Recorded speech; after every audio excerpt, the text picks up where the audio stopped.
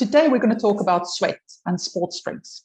Topics that we'll include in this video is how to tell if you're a light, medium or heavy sweater, why this even matters, and why the content of sports drinks also matter. Now, for those of you who don't know me, my name is Maryke. I'm one of the physiotherapists from sportsinjuryphysio.com, where you can get online physiotherapy assessments and treatment for your sports injuries.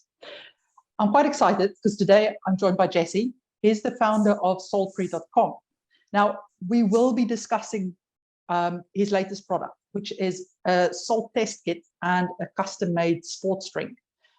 But I'm not getting paid by Jess. I invited him on the show because I'm really interested in this. And I'm really interested in understanding how you can actually test your salt content of your sweat and how much of a difference it really makes. And I really believe that more things in this life should be catered towards individuals rather than just kind of throwing it out there at somebody. So yeah, Jesse, let me give it over to you and tell me about your background and how you came on this road. Maryke, thanks for having me. So a little bit of background. No, I'm not paying Maryke. I probably couldn't afford you if you were charging. For your listeners, as a background of how do we get connected, I actually had Maryke on my show, the Smart Athlete Podcast, where I interview smart athletes, people that do cool careers and then are also athletic as well. Back on episode 112, if you want to look that up and check out my conversation with her, if you want to know more about her. But it was after we were recording, I was kind of telling you about this new product and asking your opinion. And that's when you expressed interest. And of course, as a good marketer, I had to follow up and see if you were still interested in having me talk about it. So kind of a short primer on me, I guess. I'm an endurance athlete of 20 plus years now. I started when I was 12. I just turned 33 last month. I ran through college and then tried to pursue triathlon professionally. I almost made it and then had kind of a basically career-ending crash that destroyed my collarbone, but more importantly, my kind of mental attitude. That journey through triathlon led me to starting Saltfree, which originally we began as just a kind of skincare, body care product company, making stuff for swimmers to deal with chlorine, products to deal with like I think it's athlete's also, foot and stuff like that. If you forgive me for interrupting, it's worth mentioning when he says triathlon, he means Ironman and long distance. So he basically lived in the pool. Yes, I did. So I really wish I would have had the ability to race short course ITU draft legal stuff, because it's absolutely a blast. I had a chance to do some of the invitational only amateur draft legal stuff here in the US. There's only maybe three or four of those races a year, and races are capped, so it's invitation only. But I just don't have quite the speed, so I ended up going and trying to make that professional license at the 70.3, the half Ironman distance. I was training 15 to 20 hours a week, a lot of time in the pool. And that's where I got a rash from chlorine and started the company. So sweat is another issue, and kind of where this product came from. I think you mentioned in the intro, like, where did this come from? Why does it matter? And the basic premise is that what's really not being addressed by the vast majority of sports drink companies is that the amount of electrolytes we lose in our sweat varies by individual, and the range is wide. So we like to say the range is roughly, it's in milligrams of salts or electrolytes per liter. So the range is anywhere from 300 milligrams per liter to 3,000 milligrams per liter.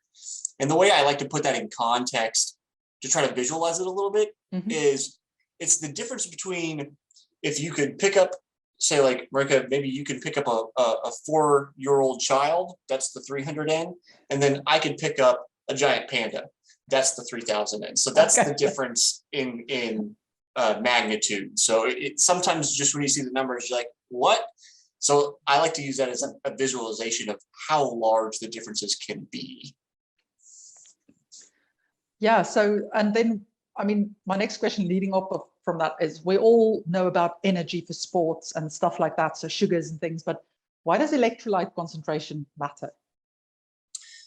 So we kind of have to I guess back up to like we take that your question. We take that for like granted that we all do these sports drinks, and everybody's like, yeah, you're supposed to do it for performance. It's like, but why? Why are we doing it at all? And that has to do with a lot of different things. But you think about what is the function of electrolytes in your body.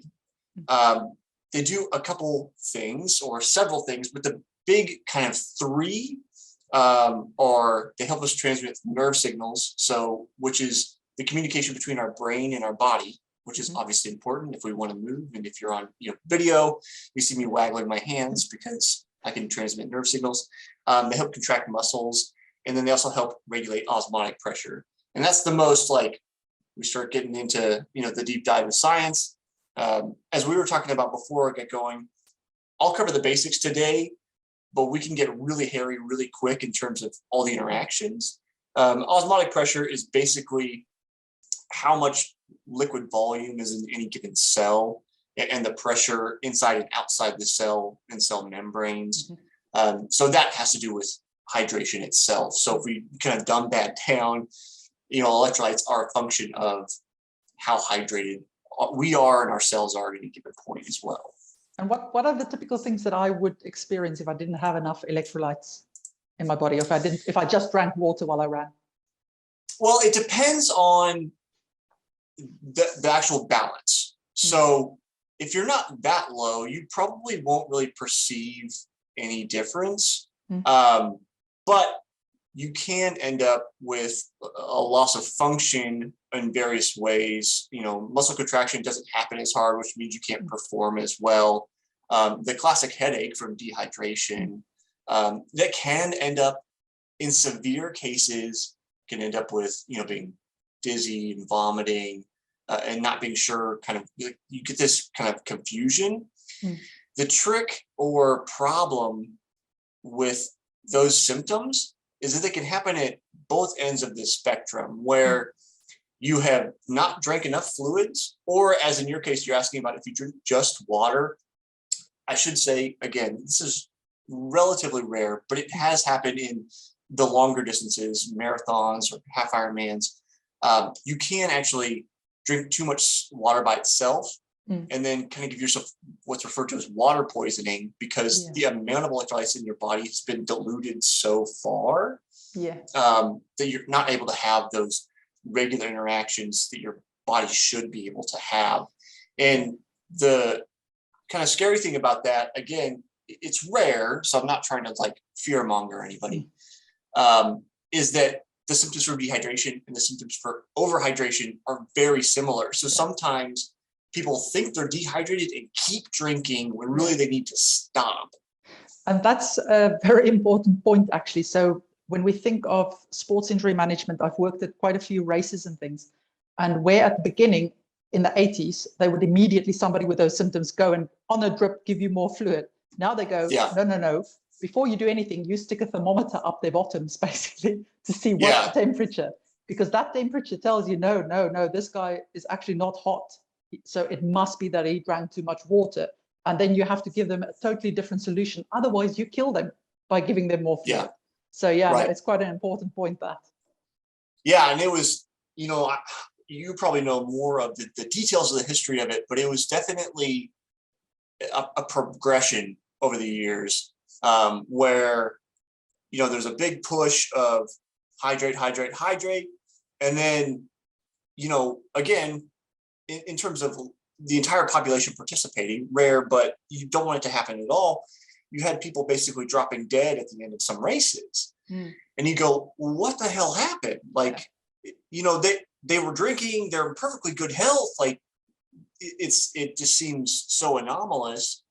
And it's because they were like too regimented about, getting all that fluid in. Yes. And I think one of the people who brought that to the attention first was actually a sports medicine doctor from South Africa, Tim Noakes. And he wrote, there was I can't remember if it's the book or a video about it a few years back called Waterlogged, where he covers the topic a lot, and how sports drink companies actually pushed, like Gatorade is one of the ones that's being named there, but it's lots of other companies pushing sports drinks. You have to drink this much. You have to drink the whole day long, and how bad it was actually. Now, Right. I know we're talking about sports drink today, and you may think, wait, what is this not counterintuitive? But the point is, sports drinks have to be used responsibly. And that's why your product appeals to me, because it's not just taking something and throwing it at somebody and looking at what sticks. It's actually looking at what does this person need and how can we best what's give the it to individual's needs. Exactly. So getting to that bit, I was wondering when I was reading everything on the website and things, do we always sweat the same amount of salts out? Does that vary depending, or is the concentration always the same? I'll say yes and no. We know from research done actually for one of the ladies that works for a Gatorade Sports Science Institute, who's kind of working on this variability issue, is that at lower intensities, so I'll relate this to running because that's kind of my background and that's the easiest way for me to frame things. I'll try to make it more general as well. So like if I go out for a really easy run, like low zone 2, for people who are familiar with zone training, I'm trying to think what the heart rate zone would be there, like 60% of heart rate max, something like that. So you're not working very hard. The amount of electrolytes you're going to sweat is a little bit lower. And we don't typically consider that, or I guess internally, we as Sulprey wouldn't consider that your baseline. So that would be below baseline. Baseline would be considered what we would often refer to as zone 3 or like tempo work. So the hardest effort you can hold for like an hour. Okay. So it's not hard. And that's been kind of a sticking point in figuring out how to communicate this, because so I now that I did all of that long distance stuff, I just specialize in like 5K, 10K nowadays, which is short and fast. And when I say hard, I personally think about, well, I can't go hard for an hour. Hard's a 5K. And like by definition, you can't hold 5K pace for an hour. You can't do it. I was just thinking that whatever I would be doing for an hour, I would be hesitant to add the word tempo to that. Right. Well, but likely, even if you don't call it tempo, likely your like aerobic system is going to be in that zone 3 range, even if you don't like muscularly have that perception of, oh, this is tempo. You're still putting your body in that same kind of stress level by working at being at the hardest level you can consistently maintain over that time. Yeah, so we do know. I guess it's the difference between what you think in your mind it should be versus what the reality is. Like where your body is at.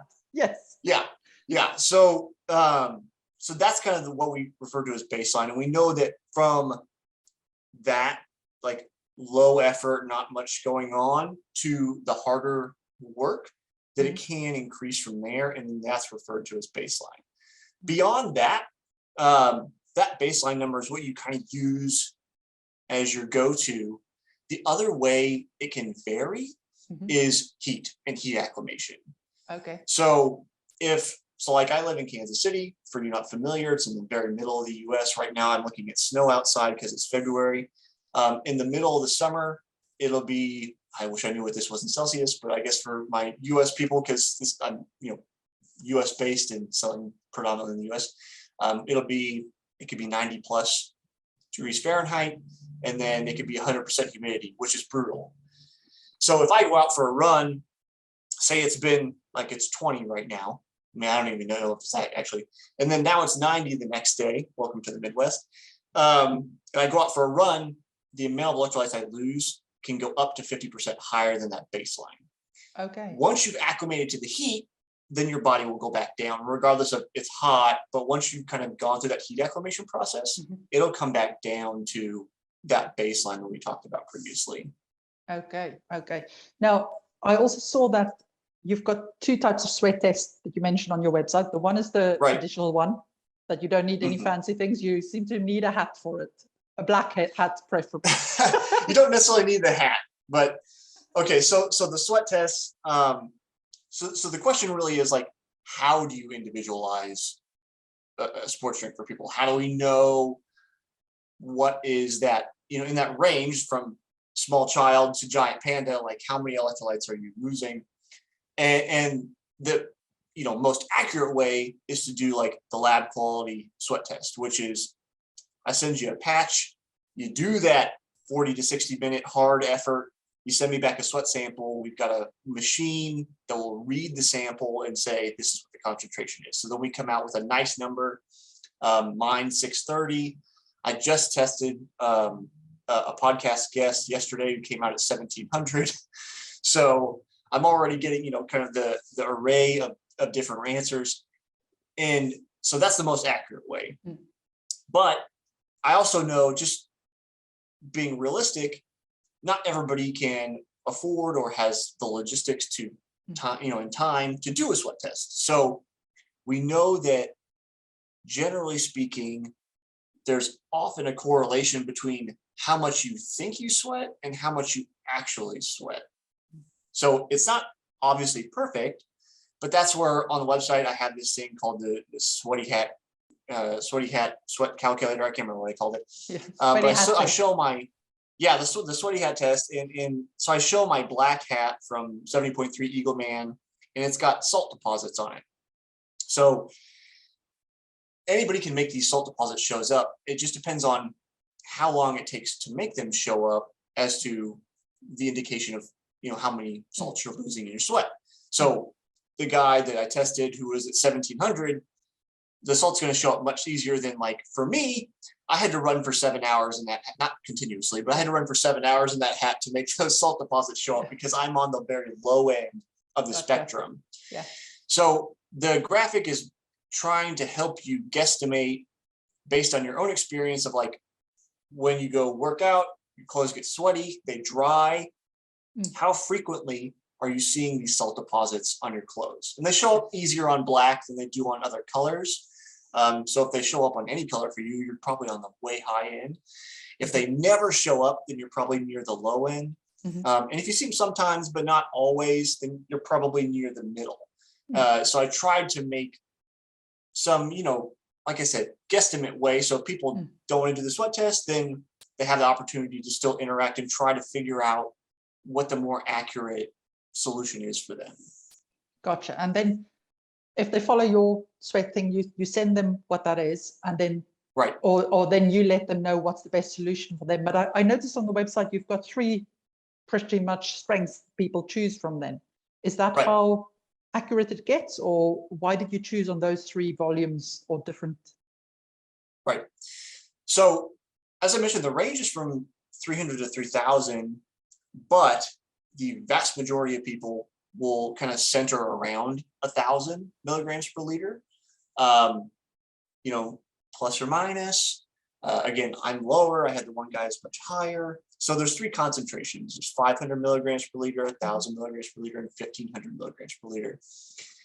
And those are going to cover the vast majority of cases of people, if you're guesstimating. Now, one of the things we didn't include is sugar in the mix, which serves several purposes, but the primary purpose is that it allows you to dial in your number a little more closely without changing the amount of fuel that you're consuming.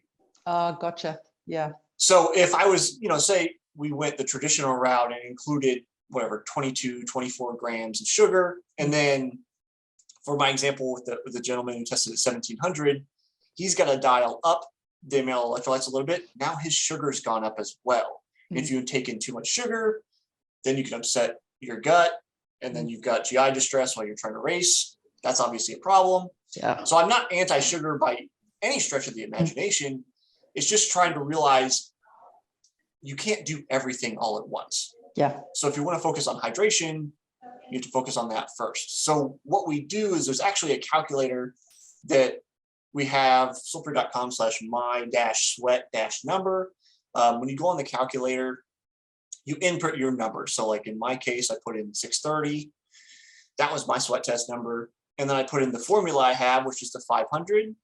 I put in the bottle size that I have, whatever bottle size I want to use. And I think I allowed the range from like 8 fluid ounces to 100 fluid ounces or something. And then it'll tell you this is how many teaspoons of the powder you should use to get as close to that number as possible. Oh, brilliant. Okay. Now, you have other weird things in that drink. Talk to me about them. I can't even say the first one's name. I don't think I've ever heard of it. So it depends on which one you're talking about. It's So, the BCAA. What? oh, the what is that? BCAAs. Yeah. So branched chain amino acids. So you'll see BCAA powder, which is really popular with like weightlifters. Okay.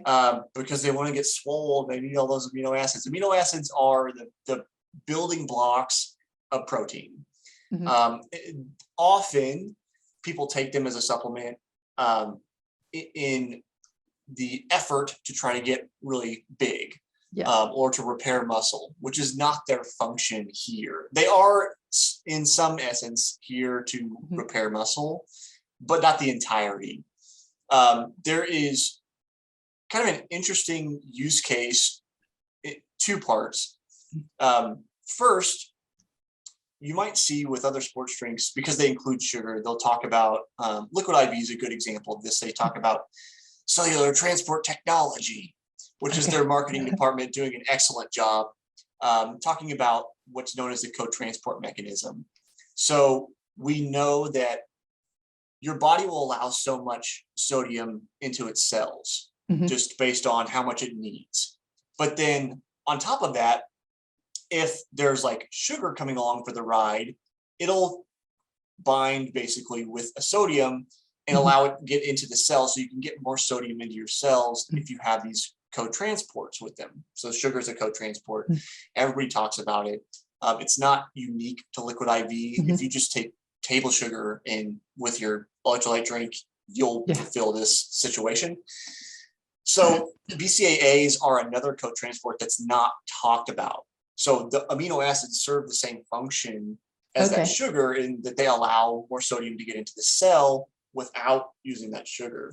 Gotcha. Along with that is the kind of interesting scenario where it's kind of like insurance. I refer to it that a little bit, in that BCAAs are used as a backup fuel source by your body if you run out of glycogen. Now, obviously, this is not a scenario we want to be in. But if it's like oops, like I went too hard, I burned my glycogen stores, BCAAs can be used by your body, kind of bypassing the normal functions of digestion that sugar go through in your liver, and be routed faster to be used as fuel. So they're kind of an emergency fuel source. Assuming that you didn't end up in that scenario where you went, I didn't take in enough sugars before I did this workout, then they can be used as a function to help repair your muscles post-workout. So to me, it seemed like a no-brainer to include them, because they serve several functions, especially for, a kind of hydration type drink. So I'm going to have to ask you this, because there will be people worried about this. Does this mean I'm going to get muscles like a bodybuilder then? I'm asking this question because I would like to lie on the couch and do that, please. But yes. So the as far as I know, and again, I'll cover the basics because we were talking about this before, I often rely on experts and expert research, so both scholarly research and then the primary researchers I get to meet through my podcast, the Smart Athlete podcast, as well as friends I have a friend who's a physical medicine rehabilitation doctor, my friend Todd, who's been on the Smart Athlete podcast a number of times. He runs our exercise physiology lab, so I get to meet all kinds of people. So I rely on their opinions and expertise to help inform me. So if you take in BCAAs, you're not going to become the next Arnold Schwarzenegger. As far as I understand it, muscle size, volume, and strength largely has to do with the type of training that you're undertaking, not necessarily the nutrition that you're consuming. Obviously, nutrition plays a role in, I'll say, how lean or fat you are to be non-PC, but just that you're not going to get really big muscles if you're, say, a runner like me, all of a sudden because you're taking in BCAAs. You may, however, recover a little bit faster, and because you're taking in those building blocks to build the proteins back in your muscles. But getting large has to do with, the type of workouts you're doing rather than the type of fuel or food that you're taking in. Yeah, no. Now, you've also got L-theanine and vitamin B3 and 6, 12. Yeah, B3, B6, B12, L-theanine, L-glutamine. So there's several other supplements in there. L-theanine is kind of interesting, and that's where the line gets its name. It's called sync. It's about keeping your mind and body in sync. It's kind of a general theme that I talk about on my show, and that I'm kind of building the brand around. And that is that we've seen through scholarly research that L-theanine has this effect of decreasing perceived exertion and helping people maintain a more relaxed state over a long haul workout. So again, I come from a place of an endurance athlete, and getting your mind in the right place is, more than half the battle. If your brain's not ready to go or it fatigues out, then you're not going to be producing the kind of speed or power that you're after. So we know that from taking in this supplement, and it's a very small amount. I think it's 25 milligrams. I can look at the back of my package here if I remember right. Yeah, make sure I'm not misquoting myself. 25 milligrams per serving. That it has this effect of basically calming us, for a kind of layman's term.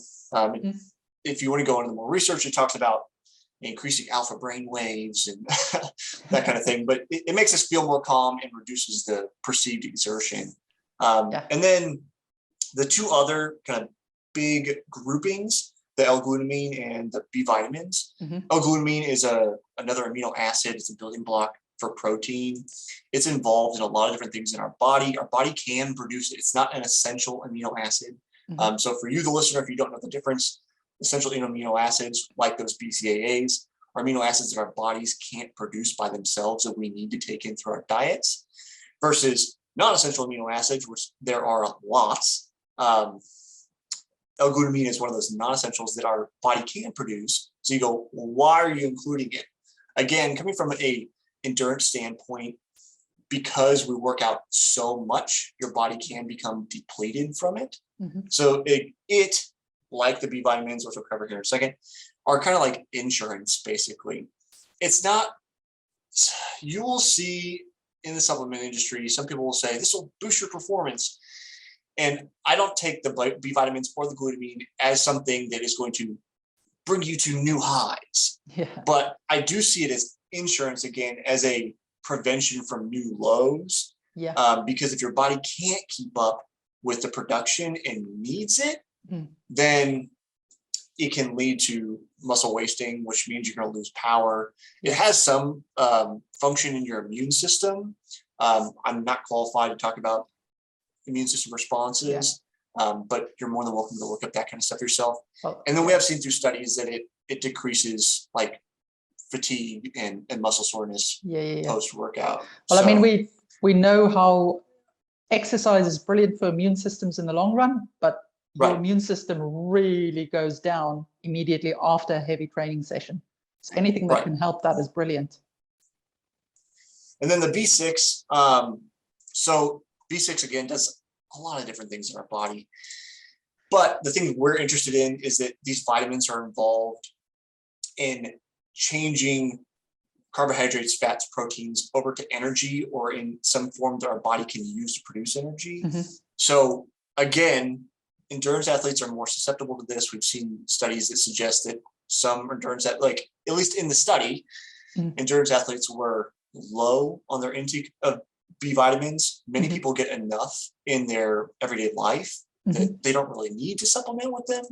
But endurance athletes, because we're dumb and work out so much, sometimes we use up more than we're able to take in. So I've included them for that, because we want to be able to convert carbs, fats, and proteins into energy to do work. Gotcha. Okay, now I have to ask this, probably the most important question for me is, how does this taste? Because it sounds salty. Yeah, you're like, there's a lot going on. Jeff, am I going to taste the supplements? Is it just salty? I did want to leave a little bit of the salty taste, because I'm a believer in some respect that if you can, your body will respond to certain nutrients. So like if say you're really lacking in some kind of vitamin and you eat that thing, I believe that thing will taste better to you. Like that's Gotcha. what I believe our primary purpose of our kind of taste receptors are involved in. It's also why sugar tastes so good to us, because it's kind of a short, cheaty way for our body to get calories in. And historically, if you look back in time, sugar was not really available. So the flavor itself is lemon lime, is what we call it. And then you go, there's so many lemon limes. What does lemon lime taste like anymore?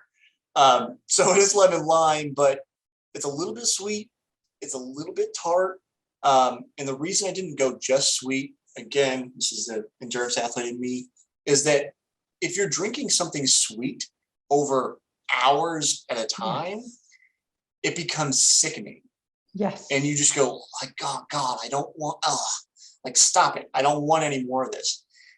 So we made sure to include a little bit of tartness, which you can still taste it. It's sweet, but there's a little bit of tart to cut that down. And at least for me personally, it reduces that kind of flavor fatigue over time from that sweetness and getting that sickly sweet feeling where you don't want to take it in anymore. Because I guess also one has to remember that this stuff doesn't have sugar in it. So you still have to take other things that's sweet already as well. There is stevia in it. So we did use a sweetener, but we didn't use stevia because it's from a stevia leaf versus like, now I'm forgetting all the other fake sweeteners, but erythritol, sugar alcohols, like they can all cause GI distress, which if you're out for if you're out for a long ride, you're out for a hard, long effort, the last thing you want is to feel like you've got to go to the bathroom. So avoiding those kinds of, sugars is important to me as an athlete. And I don't think they're really necessary. Like stevia does the job, and we have to use such a small amount of it just to get the right amount of sweetness that it seems silly to try to, incorporate all these other ingredients that could be problematic. So tell me, where can people get hold of this if they want this? Do you only deliver to the US? Is it available to other people as well? Yeah, so I always say that we ship worldwide, but worldwide shipping can be cost prohibitive. So the drink is available to anybody worldwide. If you're in the UK, Spain, France, I do speak a little French if you would prefer to interact in French. We do ship to various countries. If you're not on the country list on our website right now, just send me a message, I'll add you. It's just a matter of looking up the rates. But we do predominantly serve the US. So the drink is available worldwide. Sweat tests are just available for US because we have several go back and forth of postage where I have to send the sweat test, the sweat test gets sent back, and then we send the drink out to the people taking the sweat test. But if you want to check it out, pick the sweat test, you can go to solpri.com/shop. It's SOLPRI.com/shop. And then we're doing a discount for Maryke's listeners. For the sweat test, you can get $30 off the sweat test. And this should be going, I think we set it through March 25th. So Maryke and I will figure out a publishing date here. But 14 days from the publishing date, even if that's not accurate, the code is Maryke30, MARYKE 30, and you get $30 off a sweat test. That's brilliant. Okay. Anything you feel that we left out before we say goodbye? I mean, there's all kinds of other things we could cover, but we might be here for another half hour. Okay. So I think we hit the high points. Yeah. And if anybody has any questions, feel free to reach out to me or my team. Just contact at solpri.com and we will help you out. That's brilliant. Thank you so much, Jesse. It was really, really interesting because I didn't understand the role that amino acids and things actually play within fuel production as well. Yeah, good luck with it all. Thank you.